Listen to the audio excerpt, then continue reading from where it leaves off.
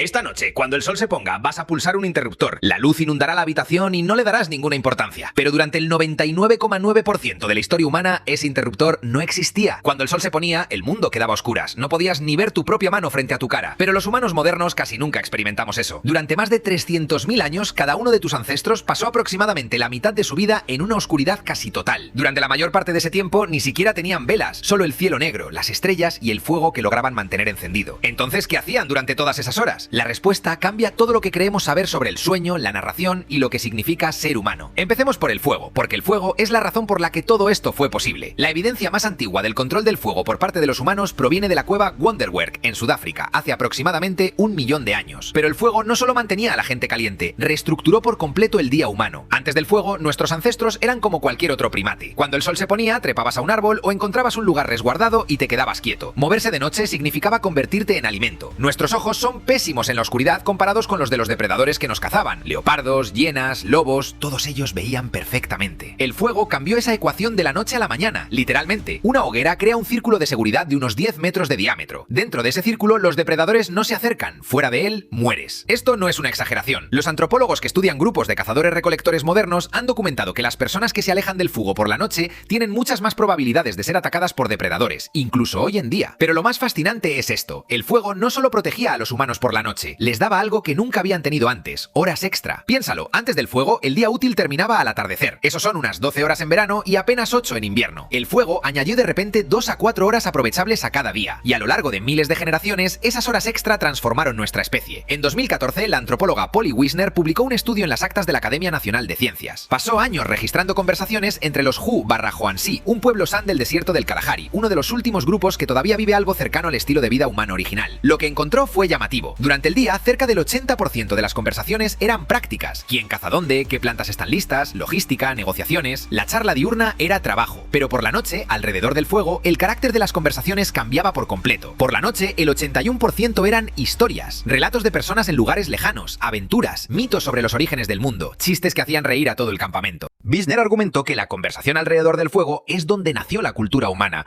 La hoguera era el teatro original, el aula original, la iglesia original. Fue donde los humanos aprendieron a pensar más allá del presente inmediato e imaginar cosas que aún no existían. Fue donde nos convertimos en lo que somos.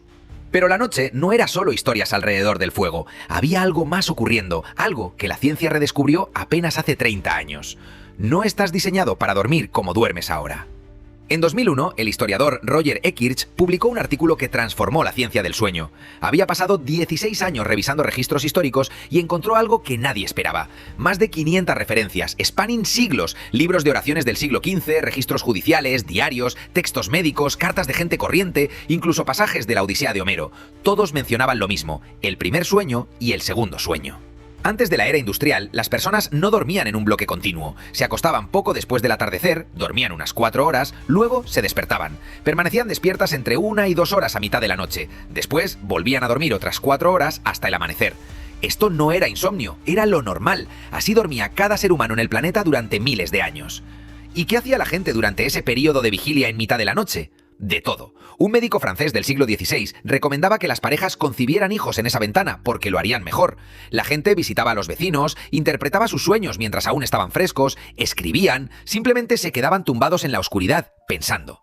Un manual médico de los años 1500 aconsejaba a los pacientes que el mejor momento para estudiar y reflexionar era durante la vigilia, como la llamaban, las horas tranquilas entre el primer y el segundo sueño, cuando la mente estaba en calma y el mundo en silencio.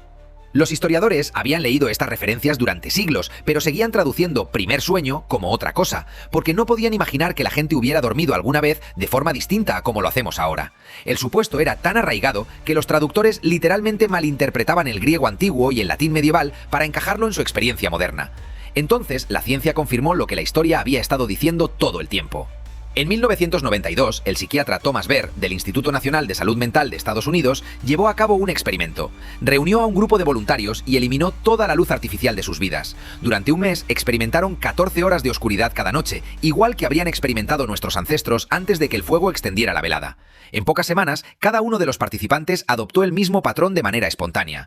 4 horas de sueño, entre 1 y 3 horas de vigilia tranquila y después 4 horas más de sueño. Nadie se lo dijo, nadie lo sugirió. Sus cuerpos simplemente Simplemente lo hicieron, como si algún programa antiguo hubiera estado esperando dentro de ellos todo el tiempo, enterrado bajo siglos de luz artificial. Baer midió sus niveles hormonales durante el periodo de vigilia y encontró algo notable. Los participantes se encontraban en un estado diferente a cualquier estado de vigilia normal. Sus cerebros producían niveles elevados de prolactina, la misma hormona que se libera durante la meditación y después del orgasmo. Describieron sentirse tranquilos, reflexivos, casi meditativos. No era solo una pausa en el sueño, era su propio estado de conciencia distinto, uno que la mayoría de los humanos modernos nunca ha experimentado. ¿Y qué lo mató?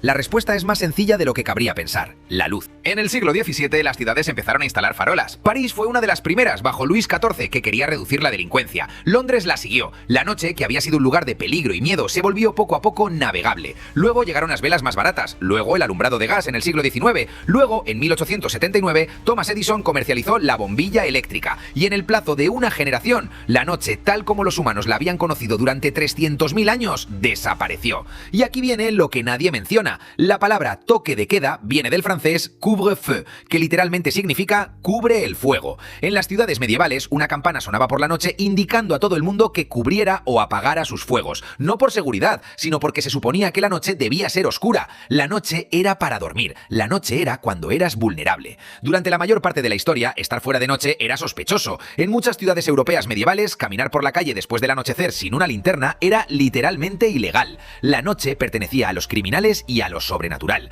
La gente la temía de una manera que hoy nos resulta casi imposible de comprender. Y entonces la conquistamos, la inundamos de luz y creímos que eso era progreso. Pero esto es lo que perdimos. Los humanos modernos están expuestos a luz artificial una media de 7 a 8 horas después del atardecer. Esta luz, especialmente la luz azul de las pantallas, suprime la producción de melatonina en tu cuerpo, la hormona que regula el sueño. Tu cuerpo no distingue entre una bombilla y el sol. Cuando la luz llega a tu retina a las 11 de la noche, tu cerebro lo interpreta como si fuera de día. Retrasa la liberación de melatonina, fragmenta tu sueño, altera el ritmo circadiano que evolucionó durante millones de años. Los investigadores han descubierto que las personas que acampan durante solo una semana sin luz artificial reajustan su ciclo de melatonina en casi 2 horas. Sus cuerpos empiezan a producir melatonina al atardecer, en lugar de horas después. Eso es todo lo que hace falta para que 300.000 años de programación se reafirmen. No solo cambiamos cuando dormimos, eliminamos una fase entera de la conciencia humana. Ese estado tranquilo y reflexivo entre el primer y el segundo sueño, ese estado que los participantes de Baer describían como pacífico y meditativo, ya no existe para la mayoría de las personas. En su lugar tenemos insomnio,